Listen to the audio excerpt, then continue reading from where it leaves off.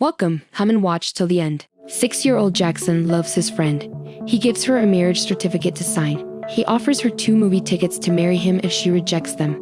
She signs the documents but dates another guy with the tickets. 5 older sisters overprotect Jackson. Seeing him distraught, they pledge to shield him from women for life. 15 years afterwards, Jackson is gorgeous but gets little privacy from his sisters. We meet his 5 sisters. Lily, the youngest, is his classmate. Violet is a club archer. She regularly manipulates Jackson. Heaven hacks computers. She hacks the school security to watch her brother. Melody, Jackson's second oldest sister, teaches high school. Sarah is the oldest. Everyone fears her quick temper. Their parents split years ago, leaving the daughters to raise their brother and each other. Jackson is bored of his sisters following him around at school. He hides in a camouflage costume his pal produces. Jackson hides in a girl's shower locker. Meng, a fresh girl, discovers him and leads him to academic activities. Jackson enjoys misbehaving as long as his sisters do not know. After school, he cautiously heads home, hoping Melody was not notified. He expresses satisfaction when no one discusses the day's events. Melody quietly mentions him in the ladies' locker room during supper. Sarah's crimson face draws attention. They pull Jackson across the floor next. He is hanging upside down and asks why he is in the female locker room. To avoid heartbreak, the girls ban him from talking to women. They believe the extreme way is best for Jackson, but he disagrees. He finally responds by saying he needs to date a woman. Sarah calmly challenges him to find a partner that matches all of his sisters' energy. Jackson accepts the challenge. He posted a girlfriend ad the following morning. His buddy recommends talking to Meng, the new lady who appears to want to assist everyone. Meng helps people with unnecessary tasks in a montage. Jackson agrees to date her despite his inexperience with females. Thus, his wingman brags about Jackson to Meng. He mentions all his sisters' abuse and labels Jackson a victim. Meng sympathizes with the stories. She approaches Jackson to make acquaintances but decides not to look at him. Someone announces that a wild bear attacked the kids. Jackson saves everyone, but the bear is a plush toy. He is hospitalized when the toy pushes him down the stairs. Jackson awakens in a hospital bed with Meng. He gets extra time with Meng even if the plan fails. She befriends him. 2 of Jackson's sisters come and taunt him for not taking care of himself. Meng scolds them. She calls herself Jackson's girlfriend, shocking the females. Jackson jumps in astonishment. His sisters casually inquire whether he has a girlfriend at home. He smirks and does not answer. Until his oldest sister Sarah questions him about Meng. The sisters again bind him upside down, doubting he'll get a girlfriend in a day. The girls do not believe Jackson's love at first sight claim. They evaluate Meng's suitability for their brother. Violet, Melody, and Lily attack school the next day. Jackson prevents Violet's arrow from hitting Meng while they are together. Meng deems the girls cruel. They confront each other. Lily intervenes when Violet's technique fails. She blackmails all the attractive boys in school to ask Meng out. She fails to win Meng over to Jackson. Jackson rescues Meng. Violet shoots again as they rush down the passage. This time she throws a bomb. It explodes midair, mercifully without harming anybody. A guy prepares new explosives in a chemical lab as everyone is puzzled about the incident. He protected Meng from Violet for unknown reasons. Jackson and Meng eat popsicles on the deck after the accident. Jackson discovers that Meng is pretending to be his girlfriend because she believes his sisters want his organs. He avoids correcting her to keep her in the dark. Lily and Violet shamefully accept defeat at home. Heaven, a computer expert, destroys Meng. She lies about Meng being a bad person by collecting random CCTV videos from school. The power goes out before she posts it online. The chemist is outside their home. He cut the electricity to rescue Meng, but his motives remain unclear. The 3 unsuccessful sisters kneel before Melody, the second oldest, inside the home. She must eliminate Meng. She challenges Meng to a sports competition tomorrow. They compete in gazing and goldfish collection. Melody triumphs and humiliates Meng. Sarah, the oldest sister, comes just before the last round. She introduces herself and challenges Meng to a hammer throw. They must toss the hefty metal ball far. Sarah hovers over the ball. She takes another ball from the stand to toss. A key emerges from the ball, indicating that it was laced with an explosive that would detonate soon. Meng grabs the ball from Sarah and throws it. Sarah discovers she survived as it explodes. The other sisters appreciate her once she likes Meng. Jackson thanks God for Meng. A Jackson-Meng montage follows the scene. After numerous dates, they become genuine. They grow to like each other.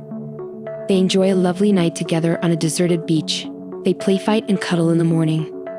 The chemist keeps watching them. He is furious at the embrace but does not act. Jackson and Lily are at school the following day. Lily opens an exploding lunchbox. A huge explosion rattles the school.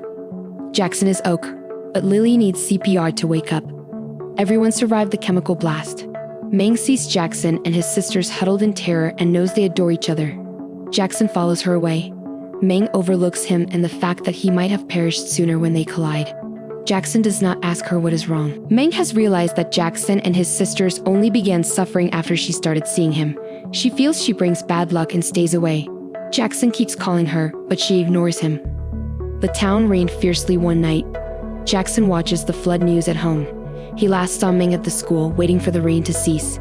He runs to school and finds her stumbling in the rain. Jackson embraces her, imploring her to return to her regular self. But Meng unwillingly pulls him away. She wants him to remain away until she transfers schools again. A hurt all night, Jackson reigns. He hears someone coming from behind in the morning. He embraces Meng. The guy has been making bombs until now. He kidnaps Jackson. The school has a celebration that night. While Meng pouts, everyone enjoys the performance. Jackson's absence tensions the sisters. They locate his phone while pursuing him. A mysterious masked guy enters the stage after fireworks. He kidnapped Jackson and chained him to a rocket he promised would fly away. He says he has no friends and is invisible. When asked why he hates, he was obsessed with Meng. Despite saving her from Jackson's sisters, Meng adored only Jackson. Thus, he seeks vengeance on Jackson for stealing his only happiness. The sisters, Meng, and several of Jackson's pals struggle to stop the rocket. It ceases briefly after their victory. Jackson tells Meng he loves her before flying. He jumps and explodes. Meng stands next to a grave. She gives flowers and praise. Jackson rushes into the screen, showing he was only hurt in the last collision and his oak save for a broken hand. The long-dead Meng's mother is buried there. In the last scene, the sisters torment Jackson as usual. Thanks for watching. Watch another video. Welcome. Come and watch till the end. Dot is deaf and mute. Disability keeps her alone. Since her single father died, Dot's godmother's family has cared for her. Her new godsister, Nina, does not detest Dot since she has never had a sibling. Nina is renowned at school while Dot is an outcast. Nina and her cruel dancers mock Dot about her illness in the opening scene. The guidance director asks Dot to lunch after seeing this. Dot says no and flees to a school restroom stall, her favorite location. She feels protected and less lonely by herself. Nina grabs her in a fury to go home. Nina's mom, Olivia, encourages her to make Dot feel at home, but she does not care. She does not owe Dot anything since she did not take her in. Paul, Nina's dad, discovers Olivia asleep in the living room. She is depressed and an alcoholic. Because of her medications, Paul puts her to bed. When he returns to supper, the girls are uncomfortably silent. He proposes learning sign language for Dot to reduce stress, but Nina cuts him off and leaves. Nina and her pals discuss things again during lunch the following day. Michelle, Nina's friend, mocks her virginity and 17-year-old age. She can date any man, but she is shy. Dot plays piano in the school's vacant music room. She can still play since she practiced while she could hear. Famous Connor hears her play and falls in love. He stares at her until his buddy advises him to stop. Dot sees Nina again in the restroom. Nina forces her to wear lipstick. Just when Dot believes they should come closer, she glances in the mirror and sees Nina dab lipstick around her lips on purpose. Dot misses her father and cannot sleep. She walks outside for air and finds Nina's bedroom door open. She sees Nina and her father Paul in bed. She hurries to her room, disturbed by what she finds. The next day during supper, Nina begs her parents if she may stay at Michelle's. Olivia advises her to depart despite Paul's objections. Nina rubs her foot on Paul's leg beneath the table to persuade him to release her. Paul persists. She contacts Michelle after his silence indicates agreement. Olivia's constant disagreements annoy Paul. He fights briefly before leaving. When Olivia is alone, Dot writes a message asking to go to the movies. Dot accepts Paul's offer of a ride. Nina and her companions in the theater's middle row are alone. The others stop Connor from talking to Dot when he sees her alone. Nana sympathizes with her but behaves indifferently. Dot watches her fall while she shuts her ears to be deaf. She pauses when Dot looks down at her. Dot thinks about Nina all night. When Paul descends, she seems asleep. He strokes her hair and claims to be ill. He appears to realize he is hurting his daughter, yet he cannot stop. He took Dot in, hoping she would keep him out of Nina's room, but it did not work. Next, Dot plays the piano alone at home.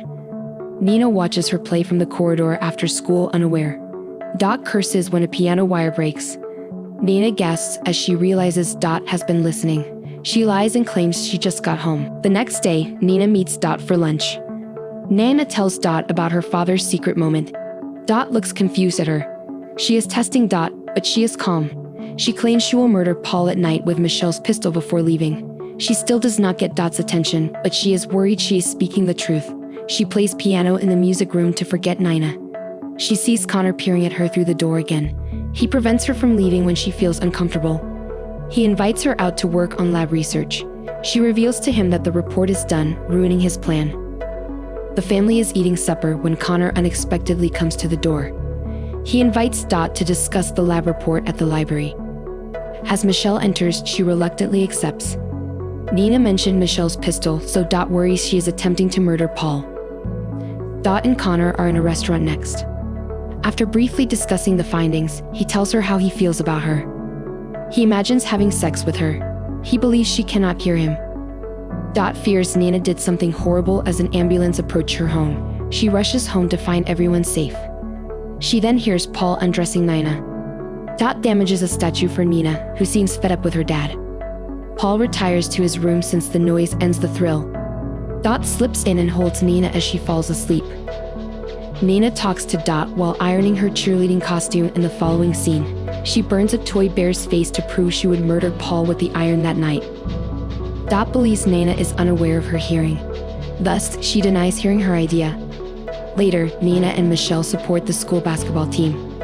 The coach benched Connor after a few minutes due to his poor play. Connor and Dot swim after the game. Connor talks about his sexual life.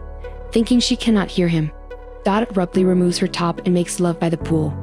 Olivia advises Nina and Connor at home. She angers Paul by dressing her daughter like a harlot. Olivia undresses and wants Connor to sleep with her, but Connor is no longer interested.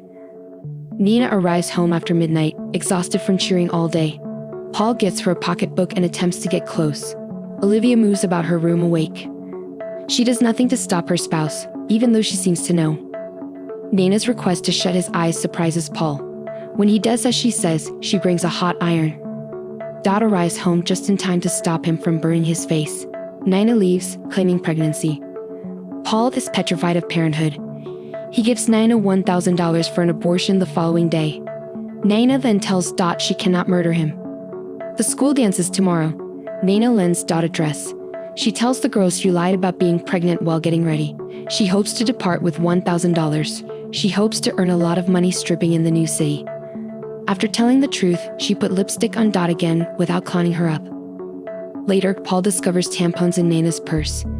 He thinks she is lying about being pregnant since she has not had her period in 6 weeks.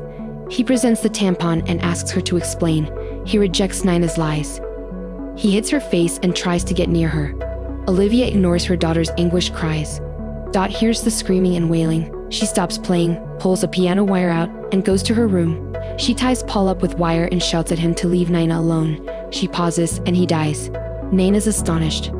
Olivia rants at Dot for murdering her dad. Dot's speech surprises her more than her husband's death. Michelle rings the doorbell simultaneously to pick them up for the school dance. The females immediately changed and bagged their bleeding garments. To seem normal, they carry the bag to school. Dot dances with Connor at school, but she is distracted. She conceals the bag in the bathroom during the party. Olivia stares blankly at Paul's corpse in the bedroom. She was over him. Long time. She wishes she had saved her daughter from him. When Dot turns around, Connor is startled. She hears him. He also discovers that she knows everything unpleasant about him. She lied and invaded his privacy, so he believes she is insane. Dot apologizes, but is rebuffed. She concentrates on other things since she knows he will not give her a chance. She takes Nina from the lavatory to a nearby brook. They buried the garments in bag to dispose of the corpse later. Nina inquires about Dot's deafness. Dot claims she wanted to be like her deaf, silent father. The girls rush home and discover the ultimate surprise. Olivia is handcuffed as police surround their residence. Olivia tells them she murdered Paul. She apologizes to Nina too. Nina understands why she must apologize, even if the police suspect she murdered her father. The girls watch as Oliva is driven away by the police in the last scene. Thanks for watching. Watch another video. Welcome. Come and watch till the end. New York City author Jennifer Hills wrote her second book in Louisiana. She picks up the cabin keys at a store on the way. Earl gives her keys and directions at the store. Jennifer's vacation is for writing Serenity. Jennifer stops at a gas station to seek directions when she gets lost. Johnny, an attendant, directs her there. Jennifer accidentally presses her panic button, scaring Johnny. His buddies Andy and Stanley giggle as he spills a pail of fluid. Johnny looks embarrassed as Jennifer drives off. Jennifer arrives at the cabin, her home for months, after a lengthy drive. She promptly unpacks, ready to move. After days of book writing, Jennifer rests by the lake the next day. She ignores strange sounds. The sounds return, making her nervous. Jennifer checks the shed across the way and discovers only poison vials. She washes her clothing after spilling her drink. An unknown individual is surreptitiously filming her half naked. The next day, she runs into the woods and finds an abandoned cottage. Jennifer peeks inside out of curiosity. She keeps going because nothing interests her. She calls Matthew, a plumber, after finding her sink and toilet blocked at home. He stutters due to mental illness. Jennifer kisses Matthew after he restores her bathroom. Shy Matthew flushes and hurries out. Andy, Stanley, and Joni like killing birds in the woods. Stanley, who loves randomness, records the savagery. Matthew comes shortly after and tells the group about Jennifer kissing him. Johnny doubts him, but Stanley proves it by presenting a video of her in underpants. Jennifer is concerned by the scary home sounds at night. She discovers just a dead bird outside her door. She sees the group picture on her laptop when she returns inside. She is horrified until she realizes they are inside. Johnny, Stanley, and Andy harass Jennifer, scaring her. Johnny brings Matthew inside to join their plot when Stanley calls. Johnny leaves the others in threatening and drinking Jennifer. Johnny becomes angrier when she refuses, forcing her to comply. He then pulls Jennifer closer and asks for her teeth. Johnny draws a revolver and kisses Jennifer. While Johnny watches, Andy does the same with booze. Jennifer pepper sprays Stanley after hitting Andy's leg. She can flee to safety in the woods. Jennifer and Earl encounter Sheriff Storch. Jennifer tells the guys tearfully about her previous attack. Storch's badge reassures her that she is protected. The sheriff tells Earl to go home because he will take Jennifer to the cabin. Storch then drives Jennifer back to the cabin to face the gang. He boldly shoves them out while searching the cabin. Storch discovers Jennifer's joint and smashed beer bottle. Despite her pleadings, he interrogates Jennifer. He thinks she should not lie about the guys he has known since childhood. Storch then pats Jennifer while facing the window. As the lads enter, he unlawfully touches her, exposing Storch as the group's collaborator. Storch instructs Jennifer to kneel with a shotgun. Joni lifts her up and orders Matthew to undress. Jennifer is at risk of death with 5 callous guys. Matthew forces himself on Jennifer while Stanley records. Jennifer escapes the cabin despite being weak. She finds the gang again in the woods and suffers more. Andy submerges Jennifer's head twice in a puddle. Storch strips and forces himself on her while she lies on the ground. Jennifer wakes up covered in mud when the men turn on her. Jennifer rises again to search the woods for aid. She reaches the bridge as the 5 guys pursue her, still unhinged by her ordeal. Jennifer jumps into the river just before Storch shoots her, disappearing. They cannot find her corpse. Instead, they erase evidence, notably Stanley's recordings. Storch arrives home to his wife and kid, Chastity, after a busy day. He stays home without regret, as if nothing had occurred. The following day, Storch brings the cabin keys to Earl's store, stating that Jennifer fled without warning. The gang lives normally for weeks. Matthew is the only one who regrets staying in the woods. He sees Jennifer eerily gazing at him. Matthew hides his eyes in terror and thinks Jennifer is haunting him. Stanley runs toward Andy and Joni as they drink. He worriedly tells the voice that his camera was taken and that he retained the problematic footage. Johnny rages and beats Stanley for putting them in danger. Johnny hears sounds outside and finds a dead bird on his doorstep that night. He starts it before entering. He returns inside and hears it again, bringing a rifle. The dead bird appears again on his doorstep, unidentified. Johnny runs outside to discover Jennifer's shoe on the porch and attempts to track the sound again, but he fails. When Storch gets home, his wife tells him a delivery has arrived. He is pleased that his wife and daughter have not seen Stanley's tape. Storch races to meet the apprehensive group. Storch immediately threatens Stanley, believing he is pranking him. Johnny presents the slipper to protect his pal, accusing Matthew of everything. Storch gives Earl booze and shoots him while hunting. Earl observes Storch take Jennifer back to the cabin, making him a suspect. Matthew contemplates his activities in the cabin. Jennifer's voice calls him inside. Falling down the stairs knocks him unconscious. He awakens to discover Jennifer seated on the sofa. He sits near Jennifer and apologizes. Matthew clings to her in remorse, crying.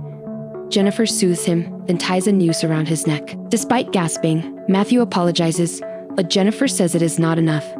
The gang searches the woods for Matthew when evidence resurfaces. Andy and Stanley find him in an abandoned cabin after several minutes. Stanley searches for Matthew as Andy enters. He is shocked to find Jennifer smirking at him. Stanley jumps on her bear trap and cries for Andy, who is batted. Jennifer smacks Stanley, knocking them out. Jennifer ties Stanley to a tree and films him. She throws a dead rodent in his mouth, making him puke. Jennifer sets up the camera and uses fish hooks to keep his eyes open. Jennifer guts a fish and covers Stanley's face while filming. Crows peck him after smelling the fish's intestines. He bleeds to death when the birds devour his eyes. Andy wakes up bound to planks above a bathtub in the rundown cabin.